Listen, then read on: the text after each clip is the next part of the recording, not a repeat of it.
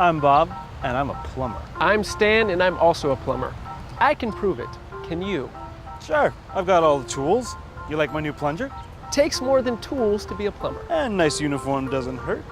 Actually, if you're not certified by Labor and Industries under the Uniform Plumbing Code, you're not legally a plumber. What's the big deal? Bad plumbing can make people sick, and that's serious business. Have you heard my new jingle?